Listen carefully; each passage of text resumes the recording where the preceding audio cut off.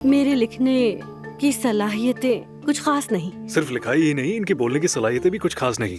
जुलकर, मैं कहानी सुनाऊंगी, आप उसे लिखिएगा, फिर वो शाया हो जाएंगी और फिर हम बेस्ट सेलर्स की लिस्ट में होंगे। बिल्कुल, क्योंकि हमें पहले ही मौजू मालूम है। ठीक है, पहले मैं आपको अपने काम करने का तरीका बता देता हूँ। मौजू तो वैसे ही आपके पास है। ये काम हम मुख्तलिफ दिनों में करेंगे। आपके ख्यालात को कागज में उतारेंगे, लेकिन मुदाखलत नहीं करेंगी आप। अगर उसमें कुछ एक्स्ट्रा शामिल करना चाहें या बदलना चाहें तो बता दीजिएगा। मुनासिब लगा तो बदल देंगे। अरे वाह, क्या बात है, फिर तो कोई भी लिख सकता है ना? तुम्हारे बाबा भी जरूर एक लिख चुके होते। कोई ताजुब नहीं कि इस मुल्क में सब अदबी शख्सियतें बन जाए।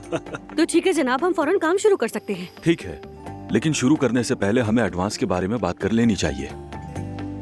आप 5 लाख रुपए एडवांस के तौर पर मेरे अकाउंट में ट्रांसफर करवा दे तो हम काम शुरू कर सकते हैं। क्या 5 लाख रुपए? भाई, इस रकम से तो हम एक किताब की दुकान खरीद सकते हैं। यही मेरी फीस है, और आपको तो पता ही है कि ये काम इतना आसान नहीं है। इतने पैसे तो नहीं है। अरे नायला, ये लोग कलम को तलवार से तेज बेवजह नहीं कहते। इस रकम से तुम बहुत कुछ कर सकती हो, वाकई।